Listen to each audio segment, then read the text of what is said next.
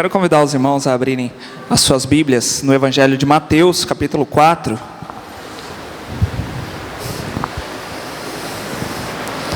Nós vamos dar sequência na série que temos feito, Encontros com Jesus.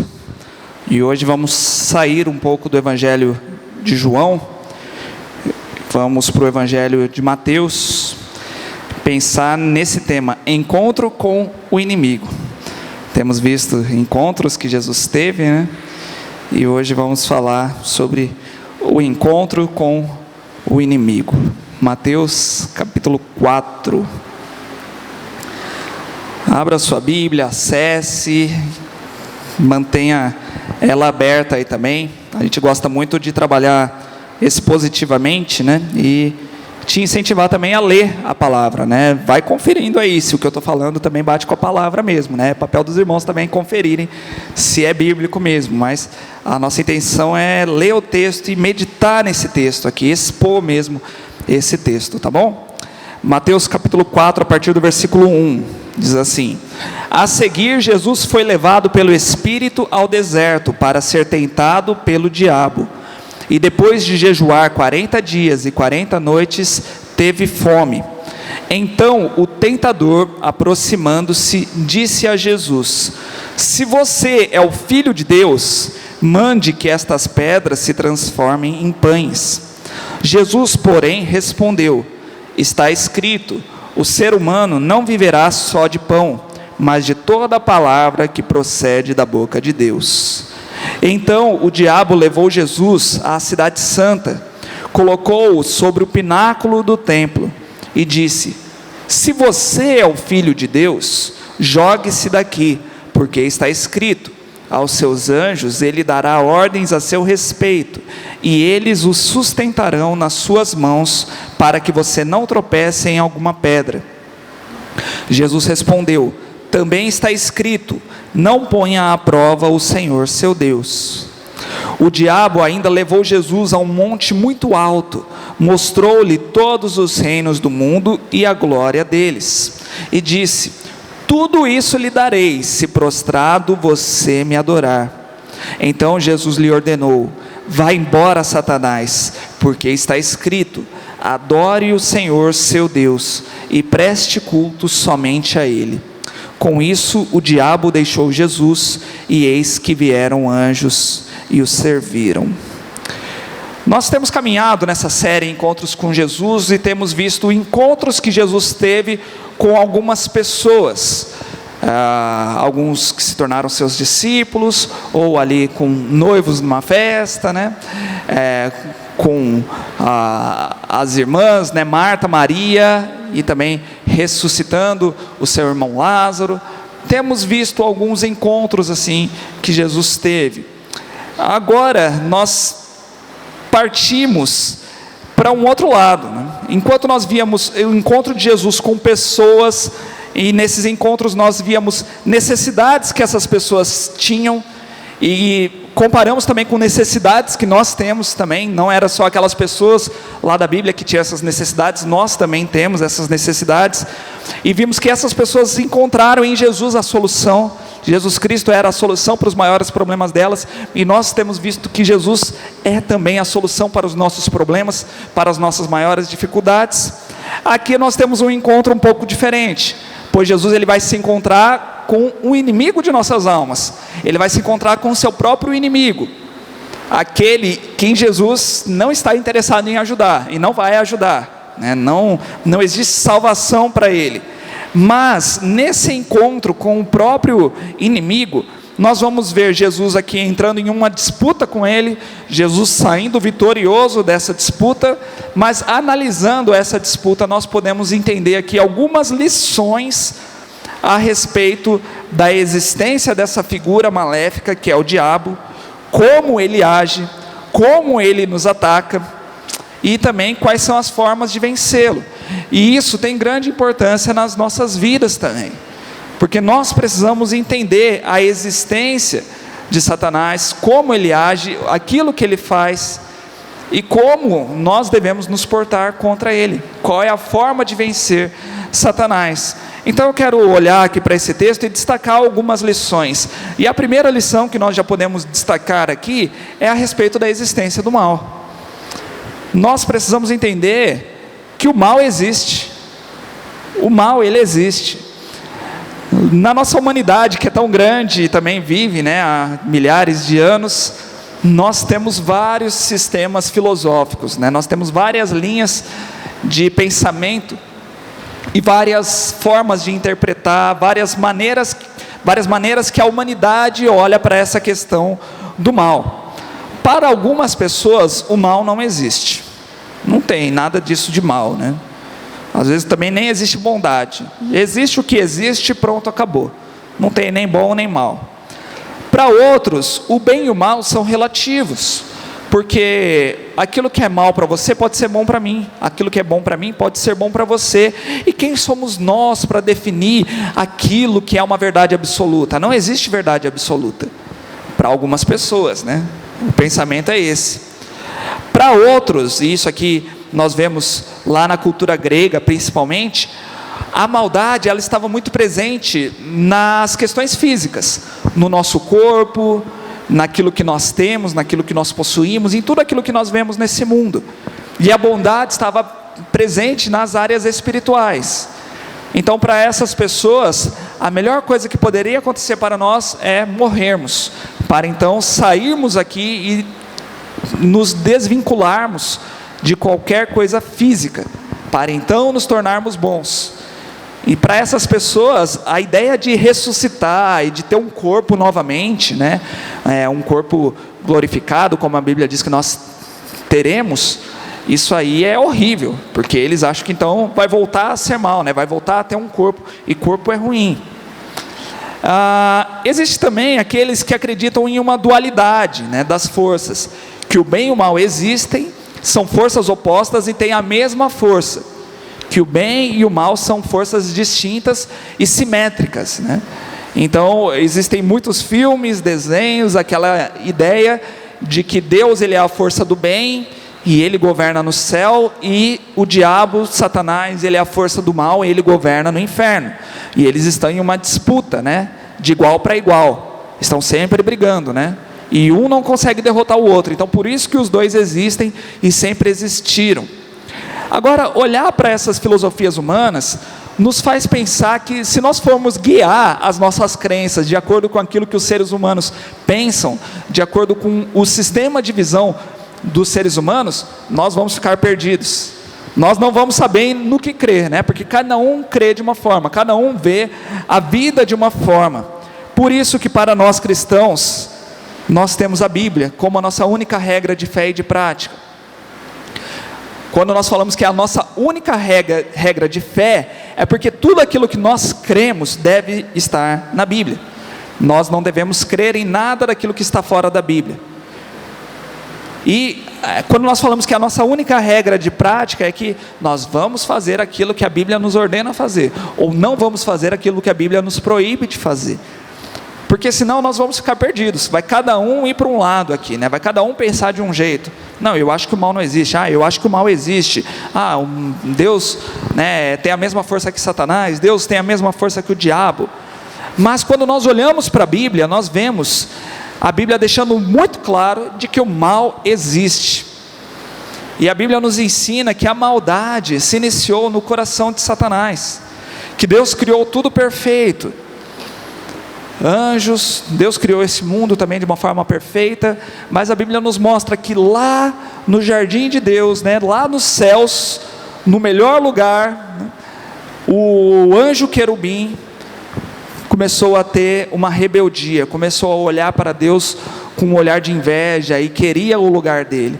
Então achou-se maldade no coração de Satanás. O pecado nasce então no coração de Satanás, e isso então transforma ele se torna então um anjo decaído, ele e 1/3 dos anjos que estavam lá nos céus, então se tornaram anjos maléficos, que nós chamamos de demônios, Então, o primeiro destaque que nós podemos fazer nessa lição aqui, que além da existência do mal, nós precisamos saber que o diabo e os demônios existem, e a Bíblia deixa isso muito bem claro. Deus criou esses anjos bons, mas eles escolheram se rebelar contra o Senhor, e o pecado nasceu então no coração deles.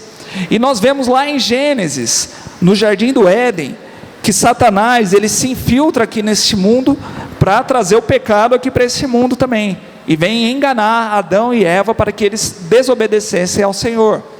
E eles caem então, no papo ali da serpente, e então por causa dessa desobediência o pecado entra no mundo. Então Adão e Eva também se tornam corrompidos, eles se tornam também maus, se tornam pecadores por causa dessa atitude.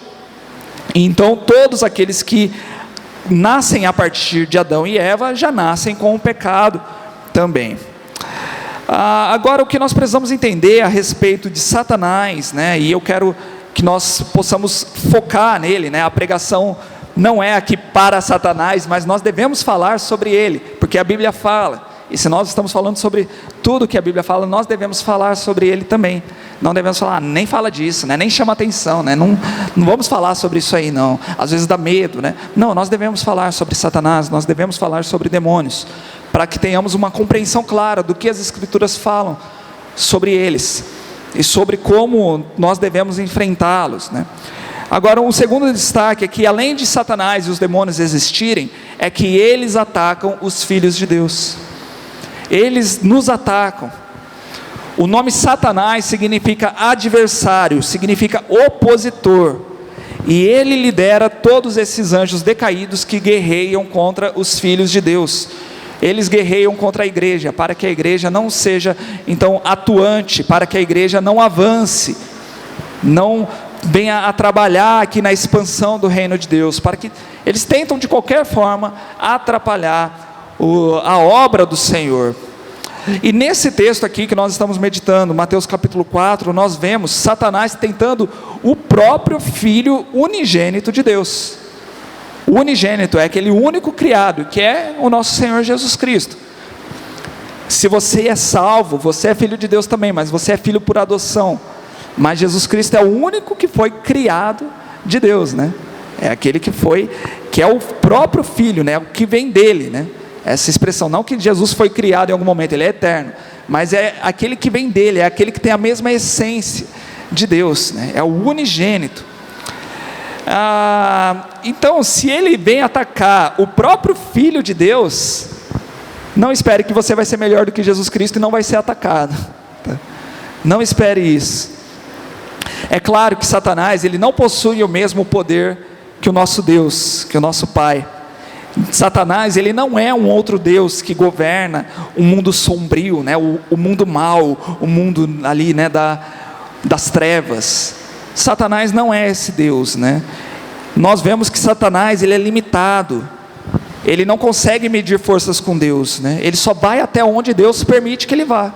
Nós conhecemos a história de Jó, eu já preguei aqui no ano passado sobre Jó, onde nós vemos Satanás indo na presença de Deus, pedindo permissão para atacar a vida do servo de Deus, e Deus permite, você só vai até aqui, na vida dele você não vai encostar, mas pode tocar nas coisas que ele tem, pode tocar na saúde dele, pode tocar nos filhos dele.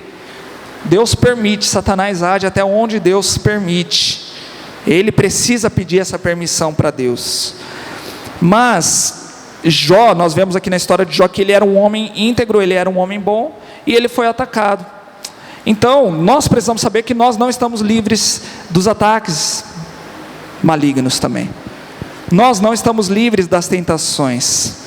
Talvez eu falando sobre isso, você pense aí, está amarrado, sai fora, comigo não, em nome de Jesus. Alguns até fazem um sinalzinho da cruz aí, show, faz qualquer coisa para espantar, não, aqui o diabo não tem vez não. Isso é um grande erro, Naturalmente nós tentarmos pensar isso, não, na minha vida ele não vai atacar não, deixa ele para lá, comigo está fora. Ele vai atacar outras pessoas que estão mais fracas, ele vai atacar outras pessoas que são desobedientes, mas comigo não. Ele vai atacar aquelas pessoas que merecem ser atacadas, ele vai atacar aquelas pessoas que já estão no pecado, mas eu estou procurando viver em obediência, a minha vida aqui Satanás não vai encostar não. Mas lembra de Jó? Lá no início do capítulo 1 já de Jó, se não me falha a memória aqui no versículo 9, fala que Jó era um homem íntegro. Era um homem íntegro, e íntegro é aquele que não erra em nada, né? Aquele que se mantém fiel a Deus. Era um homem dedicado a Deus, e mesmo assim ele foi atacado por Satanás. Mesmo assim ele foi tentado a abandonar a Deus. E aqui nós temos um exemplo muito e muito superior a Jó, que é o exemplo do nosso próprio Senhor Jesus Cristo. E eu quero te convidar a reparar a primeira palavra que tem aí no versículo 1 desse texto que nós estamos lendo. Na minha versão aqui, que é a Nova Almeida Atualizada, ele diz assim, a seguir, né? 2 palavras. Ele diz assim, a seguir. Algumas outras versões que eu fui olhar, conferem na sua Bíblia, talvez esteja falando assim, então, ou está falando em seguida. O que isso quer dizer? Essa aqui é uma expressão que vai conectar esse texto que nós estamos lendo com o texto anterior. É uma expressão que está nos mostrando que isso que nós estamos lendo tem uma ligação muito forte com aquilo que se passou no texto anterior. É uma continuação de algo que acabou de acontecer. Então, se você puder, volta aí, né, para o capítulo 3, para o finalzinho do capítulo 3, né, de repente volta aí no seu celular, vira a página aí da sua Bíblia, para você ver os 2 últimos versículos de Mateus capítulo 3. Olha o que diz, né? Nós temos aqui a cena do batismo de Jesus Cristo. E o versículo 16 diz assim, ó, depois do batismo, enquanto Jesus saía da água, o céu se abriu, e ele viu o Espírito de Deus descer como uma pomba e pousar sobre ele. E uma voz do céu disse, este é o meu Filho amado, que me dá grande alegria. Nós temos aqui uma cena maravilhosa, que marcou o início do ministério público de Jesus. Nós temos ali no Rio Jordão, a manifestação da Trindade. Alguns não acreditam na Trindade, né? Nós temos aqui um texto claro mostrando a Trindade. O Filho ali na água sendo batizado, o Espírito Santo como uma pomba vindo sobre Jesus, e a voz do Deus Pai falando. E o que nosso Deus fala para Jesus? Ele diz, este é o meu Filho amado, que me dá grande alegria. O que Deus está falando sobre Jesus? Ele está falando que Jesus Cristo, ele é perfeito, que em Jesus Cristo não existe defeito. Jesus Cristo, ele é obediente, ele dá muita alegria para Deus. E mesmo assim, mesmo ele sendo tão perfeito, volta agora aí para o versículo 1 do capítulo 4, mesmo ele sendo tão perfeito, mesmo ele dando tanta alegria, o que acontece com ele? Só vida de vitória, vida de promessas, vida de tranquilidade. O Espírito Santo guia Jesus para o deserto, para ele ser tentado pelo diabo. Olha aí, às vezes a gente tem uma impressão de que nós só seremos tentados, que Satanás só vai agir contra a nossa vida se nós estivermos na desobediência, ou se nós merecemos, né? Minha vida está tão difícil, está com tanta luta, ou eu estou vendo meu irmãozinho ali passar por tanta dificuldade, deve estar em pecado, hein? Esse aí está com tanta dificuldade aí, não deve ser cristão verdadeiro não, né? Mas olha aqui, o verdadeiro Cristo, o nosso Salvador, o nosso exemplo, sendo tão perfeito, depois dessa expressão maravilhosa do Pai dele, foi levado ao deserto para ser tentado por Satanás. Então, nós precisamos entender, né, que o mal existe, o pecado existe, que Satanás existe, e ele tentou o nosso Senhor Jesus Cristo, que não merecia ser tentado, mas foi tentado. E ele também tentará a mim e a você. Por mais obediente que sejamos, nós não poderemos nos livrar dessas tentações, mas nós podemos entender como essas tentações funcionam, e nós podemos entender qual é a maneira de nós enfrentarmos essas tentações. E então nós podemos partir aqui para a segunda lição desse texto, de olhar para as tentações de Satanás, como elas funcionam. E em primeiro lugar, nós podemos ver aqui que Satanás, ele vai tentar colocar a nossa vontade acima da vontade de Deus. Quando nós somos tentados, Satanás faz isso conosco. Olha para você, olha para o desejo do seu coração, o que tanto você quer, o que tanto você precisa, faça isso mesmo. O versículo 3, ele fala para Jesus, se você é o Filho de Deus, mande que estas pedras se transformem em pães. Ó, em primeiro lugar, ele tenta fazer Jesus duvidar do amor de Deus, né? Ele está falando assim, ó, será que você é filho de Deus mesmo, né? Ele já usa a expressão em si, né? Se você é filho de Deus, né? Ó, acho que um filho de Deus não estaria passando por essa dificuldade que você está passando, não, hein? Filho de Deus, ele prospera, ele não passa por perrengues, não passa por dificuldades, não. Um filho de Deus, ele é poderoso. Já que você é tão poderoso assim, por que você está passando fome? Se você é tão poderoso, transforma essas pedras em pães. Jesus Cristo veio a este mundo aqui, e a Bíblia nos diz que ele abriu mão da sua glória, ele se esvaziou, ele nunca deixou de ser Deus, mas ele abriu mão dos seus poderes, e ele veio viver aqui como um ser humano, para experimentar como é ser um ser humano. Ele mudou a sua natureza, como eu já disse aqui recentemente, ele mudou essa natureza para todo sempre, ele sempre será ser humano também, 100% Deus, 100% ser humano. Mas tudo que ele viveu aqui, ele viveu como ser humano mesmo, como eu e como você. Então ele veio aqui para viver como ser humano, e ele viveu na dependência de Deus, como eu e você devemos viver. Ele viveu na dependência do Espírito Santo. Os milagres que ele realizava aqui, ele atribuía ao Espírito Santo. Ele poderia ele mesmo fazer, mas ele atribuía ao Espírito Santo esses milagres. E ele ainda dizia que nós poderíamos fazer, né? Os seus apóstolos e tudo mais, poderiam fazer milagres ainda maiores, né? Obras maiores do que as que ele fez. Então, o Satanás está tentando Jesus aqui a parar de viver na dependência de Deus. Ó, não fica vivendo na dependência de Deus Pai não, do Espírito Santo não, faça você mesmo, transforma logo essas pedras em pães aí. Mas, se ele fosse realizar milagres de acordo com a sua própria vontade, ele não estaria vivendo mais na dependência de Deus. E o que Jesus Cristo faz para responder, para sair dessa? Jesus Cristo usa a palavra de Deus. No versículo 4 ele diz assim: o ser humano não viverá só de pão, mas de toda a palavra que procede da boca de Deus. Jesus Cristo cita um versículo lá de Deuteronômio 8, versículo 3. E ele mostra isso, né? Ó, existem coisas muito mais importantes. Aquilo que você está falando que é importante para mim, aquilo que você está querendo me fazer pensar que é o mais importante para a minha vida, não é. O mais importante é a palavra de Deus. O mais importante é ser obediente a Deus. E aí Satanás, ele continua, ele não desiste. Ele fala assim: você quer falar sobre a palavra de Deus? Vamos falar sobre a palavra de Deus então. E aí ele vem tentar distorcer a palavra de Deus.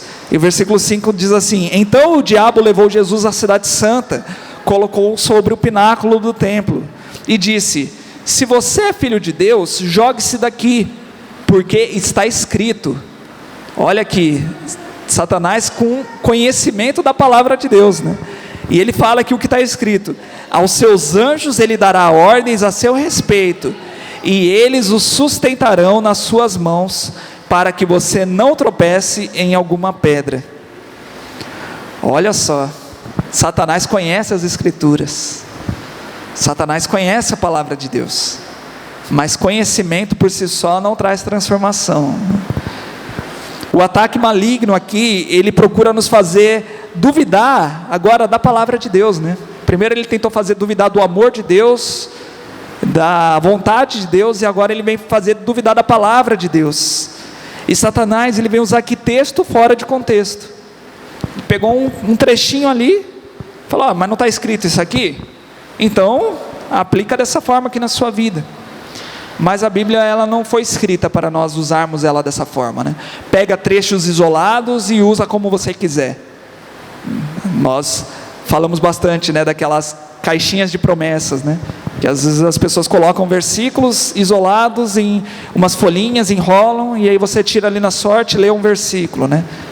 Ou tem pessoas que folheiam a Bíblia: deixa eu ver que texto que Deus quer falar comigo hoje, né? E põe o dedo ali e lê: vou ler um versículo só. O importante é nós conhecermos todo o contexto. O que Deus está fazendo aqui? Qual é a história por trás disso? Quem escreveu? Qual é o tipo, qual é a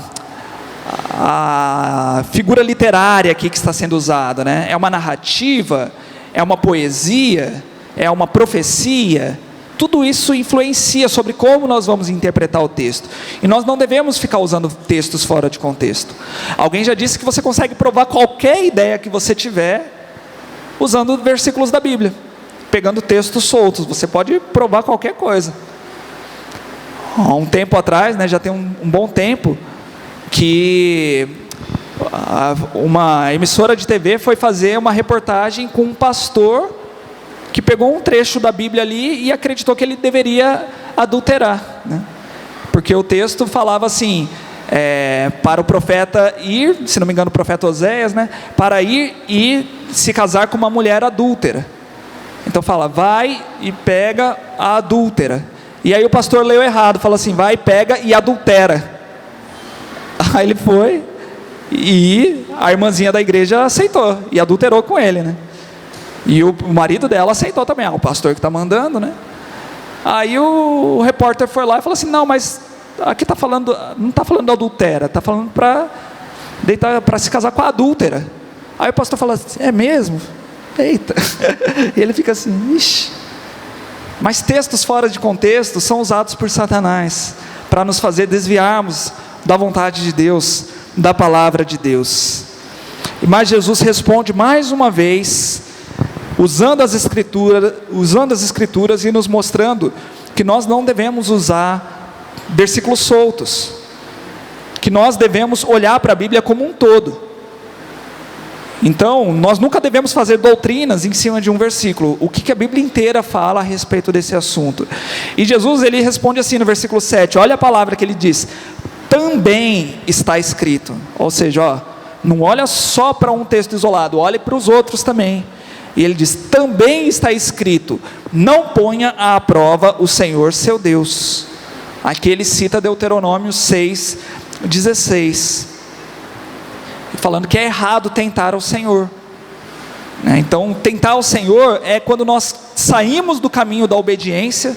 Deus já mostrou como nós devemos viver, a maneira que nós devemos seguir, mas nós queremos sair desse caminho da obediência e depois falamos assim, Senhor, abençoa meus planos, abençoa, me proteja, Senhor, me meti numa enrascada aqui, me livra disso.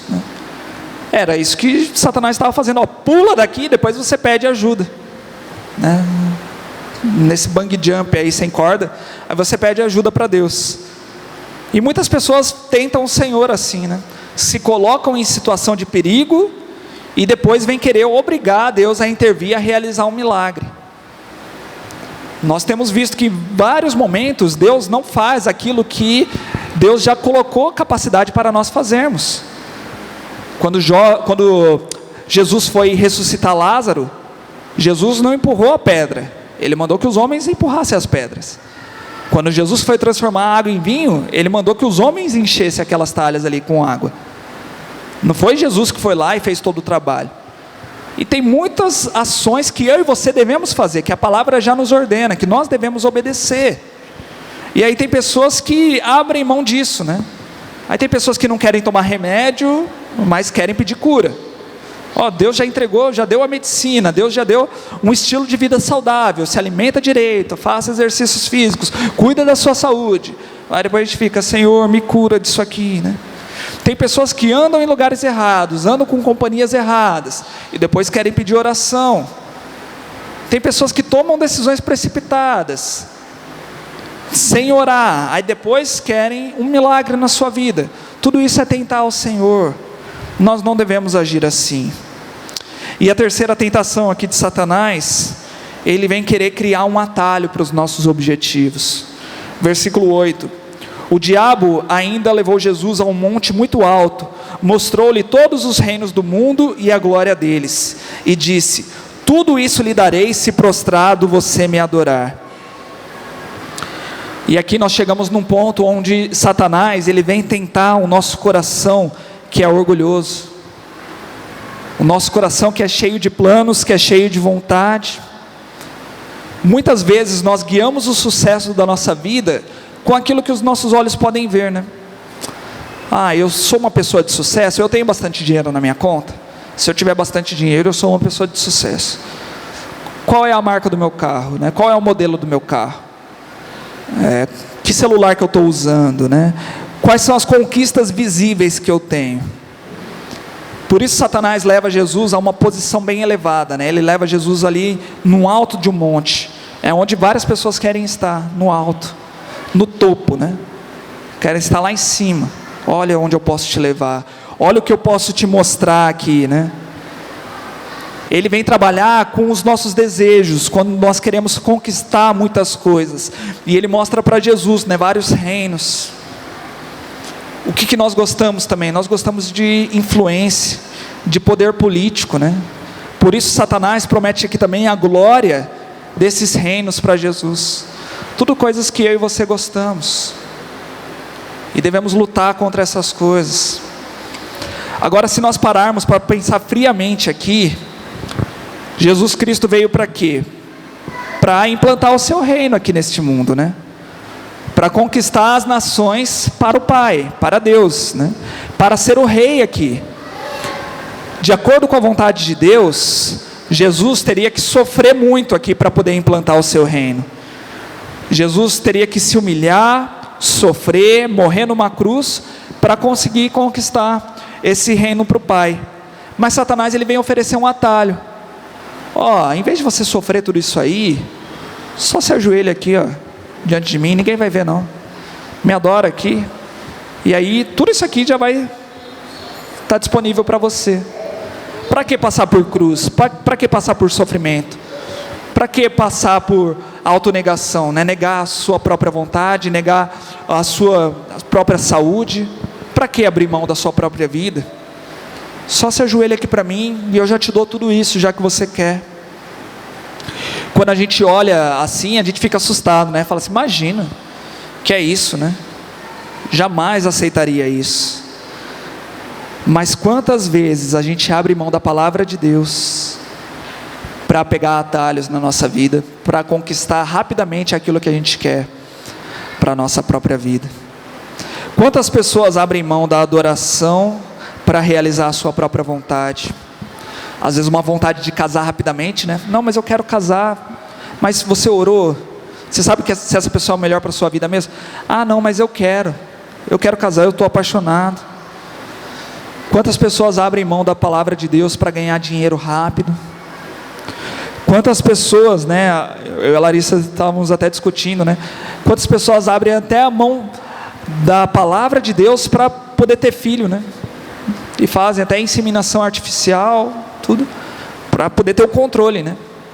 Eu quero ter filhos, eu quero ter gêmeos, quero estar no controle de tudo isso aí. Não estão olhando o que a palavra de Deus fala sobre isso. Quantas igrejas abrem mão da palavra de Deus e não pregam a palavra de Deus, justamente para que a igreja fique mais atrativa? Falar de Bíblia é chato, vamos trazer coisas, né, para que as pessoas queiram vir, e depois elas vão aprender de alguma forma, né? O mais importante é a igreja estar cheia. Não é isso que Deus quer, que a igreja esteja cheia? Então vamos, né, através do marketing, através de algumas ações aí, vamos fazer isso aí de uma forma mais rápida, né? Vamos desenvolver alguns modelos de crescimento, né? Que Deus quer isso, não é? A igreja cheia. Para que sofrer? Para que discipular? Para que falar de Bíblia? Para que falar que as pessoas são pecadoras? Que elas precisam então abandonar seus pecados? Para que falar que elas precisam ser crucificadas? Tomar a própria cruz? Isso aí é ofensivo. Não vamos falar sobre isso não. E muitos vão seguindo esse atalho. É uma tentação. Mas Jesus mais uma vez cita a palavra de Deus, e ele dá um basta. Versículo 10: Então Jesus lhe ordenou: vai embora, Satanás, porque está escrito: adore o Senhor seu Deus e preste culto somente a Ele.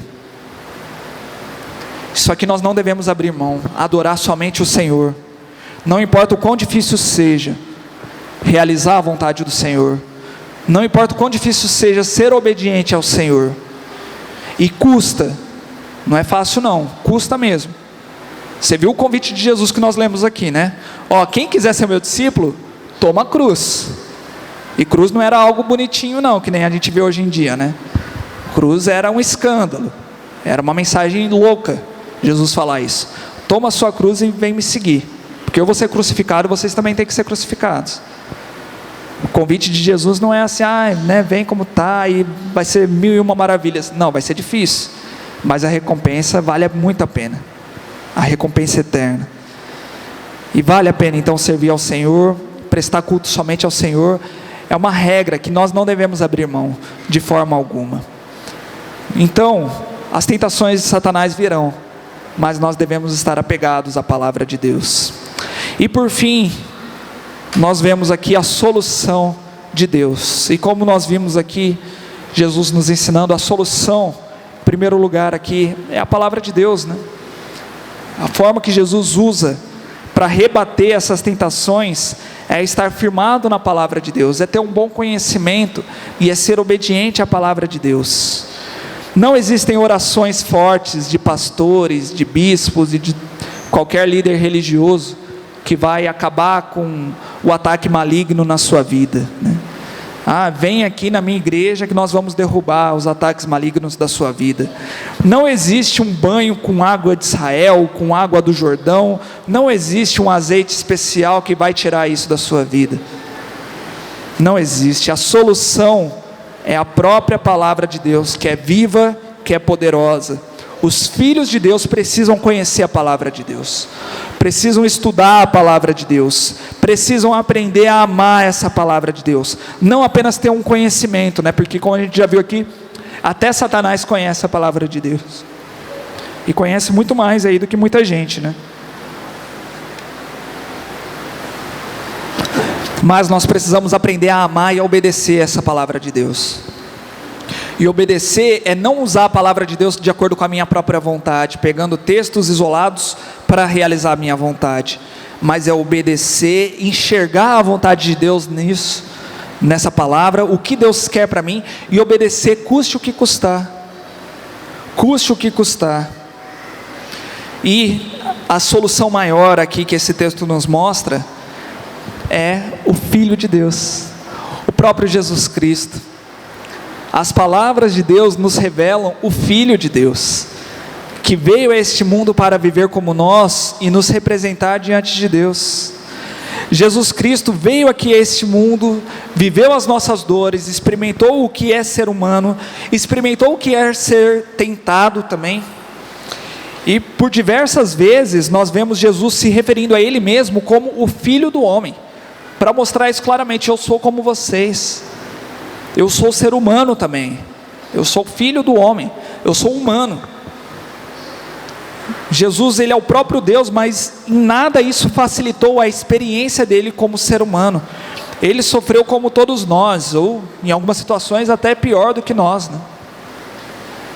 Até pior, mas tudo isso traz uma solução maravilhosa para nós, que está escrito lá em Hebreus capítulo 4, os versículos 15 e 16, que agora Jesus Cristo é o nosso sumo sacerdote que nos apresenta diante de Deus. O texto diz: porque não temos sumo sacerdote que não possa se compadecer das nossas fraquezas, pelo contrário, ele foi tentado em todas as coisas, à nossa semelhança, mas sem pecado. Foi o único que não pecou. Portanto, aproximemo-nos do trono da graça com confiança, a fim de recebermos misericórdia e encontrarmos graça para ajuda em momento oportuno. Como ser humano perfeito, Jesus, ele se mostrou digno e o único que poderia pagar o preço dos nossos pecados. E então resgatar os seres humanos para Deus, para nos purificar dessa maldade, desse pecado que nós tínhamos. Agora é importante nós salientarmos aqui que Jesus Cristo, ele não pagou o preço para Satanás. Aquela ideia de novo, né, de que Deus está de um lado, Satanás está do lado oposto, são iguais. Não, Jesus Cristo não foi pagar o preço para Satanás. Ele pagou o preço para o próprio Deus Pai, que é o juiz justo, o santo juiz. E aí sim, a palavra de Deus nos garante que por essa vitória de Jesus Cristo sobre a maldade, sobre o pecado, sobre as ações malignas, Jesus Cristo se tornou vitorioso, e Ele então nos torna mais do que vencedores, como diz lá em Romanos 8,37, que agora nós somos mais do que vencedores, não por causa do nosso mérito, não por causa daquilo que nós fazemos, mas somos mais do que vencedores por meio daquele que nos amou, que é Jesus Cristo. Então, meus irmãos, o mal, ele está presente nesse mundo, Satanás, ele ataca as nossas vidas, mas nós temos o poder de Deus em nós, agindo em nós, através do Espírito Santo, através da sua palavra, e temos um sumo sacerdote, que nos momentos de dificuldade, nos momentos de luta, nos momentos ali do perrengue, das tentações, nós podemos nos aproximar do trono da graça, para alcançarmos misericórdia, para alcançarmos graça do Senhor. Olha que solução maravilhosa que o Senhor nos dá. E eu quero concluir aqui essa meditação perguntando para você, como você tem vivido os seus dias, diante dessa afirmação de que Satanás existe, de que o mal existe nesse mundo. Você tem noção disso? Você vive lembrando disso? Para você isso é uma realidade, ou você nem lembra que Satanás existe? Para muitos o diabo ele só vai agir de uma forma assustadora, né? Com uns dentes enormes, com garras, com aquela figura sombria, nos períodos da noite, né? Aí tem medo de sair na rua à noite, tem medo de ficar sozinho em casa. Ou o diabo só vai agir na vida daquelas pessoas que estão endemoniadas, que se debatem e tudo mais. O que nós vemos que acontece sim, a Bíblia nos diz isso, né? Que pessoas que não são salvas, que não têm o Espírito Santo, podem sim ficar endemoniadas, podem ficar possuídas.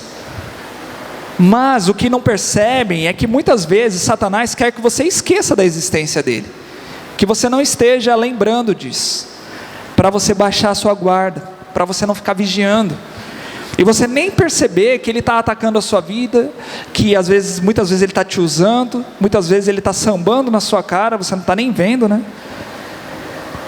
E muitas vezes ele quer que você pense isso mesmo: o mal não existe, aqui o inimigo não entra, nessa igreja aqui Satanás não entra não, a gente nem precisa se preocupar, né? Aqui o inimigo não vai atacar não. Mas quando nós observamos a realidade, várias pessoas estão frias espiritualmente, várias pessoas que não conseguem orar, várias pessoas que não conseguem ler a palavra de Deus, várias pessoas que não conseguem se dedicar ao Senhor, e não conseguem perceber que Satanás está agindo ali na vida delas, que estão caindo em todas essas tentações de Satanás, que estão deixando os seus desejos serem mais fortes do que a vontade de Deus, que estão abrindo mão da obediência, abrindo mão da palavra de Deus para cumprir as suas vontades, e consequentemente estão cumprindo a vontade de Satanás também. Tem muitas pessoas que acham que Satanás está longe, mas não percebem que muitas vezes Satanás está usando elas mesmas para disseminar fofocas, para disseminar brigas, para arrumar conflitos, para arruinar ministérios, para arruinar igrejas. Agora a Bíblia nos fala aqui sobre Satanás, não para que fiquemos com medo dele, mas para que conheçamos a maneira dele de agir, e para que fiquemos tão vigilantes, né? Para que possamos vigiar. Vocês acham que foi apenas aqui que Satanás tentou Jesus? Apenas no início ali, depois Satanás não tentou mais? Depois Satanás continua tentando Jesus de formas sorrateiras. Eu estava preparando aqui esse estudo, e depois fui abrir um outro texto para ler, já tinha terminado, né, essa meditação, aí o Senhor me mostrou ainda mais um outro texto, quando Pedro, ele confessa que Jesus é o Cristo, e então Jesus faz um elogio para ele, né, fala assim: tu és Pedro, e sobre esta pedra edificarei a minha igreja e tudo mais. E aí a gente vê que Pedro fica todo orgulhoso, né? Aí depois Jesus fala assim: agora eu preciso ir para Jerusalém. E aí Pedro chama Jesus de canto, né? Talvez Pedro estivesse orgulhoso.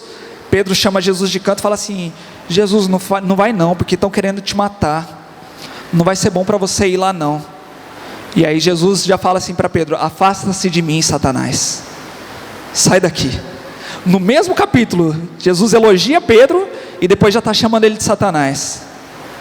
Que olha o que o orgulho faz nas nossas vidas, né? Quando a gente se sente muito orgulhoso, a gente não percebe que Satanás pode usar a nossa vida. E Satanás tentando Jesus: não vai para Jerusalém não é bom para você não, cuida da sua vida, mantenha a sua vida. Olha quantas coisas Deus pode fazer através da sua vida se você não morrer, né? Fica aqui em segurança, vamos continuar esse projeto aí. Mas o plano de Deus era que Jesus fosse para Jerusalém para morrer mesmo. Senão eu e você não estaríamos aqui louvando ao Senhor com essa esperança.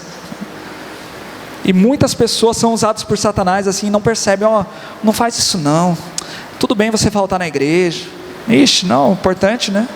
Tem outras coisas que são mais importantes. E vão tacando, esse pastor aí não é muito bom não, né?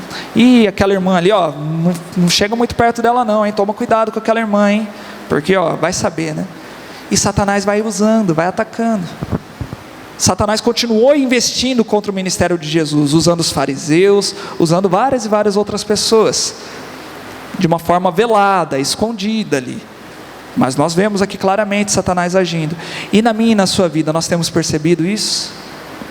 Você acha que Satanás só vai aparecer com aquela figura horripilante, falando assim, eu sou Satanás?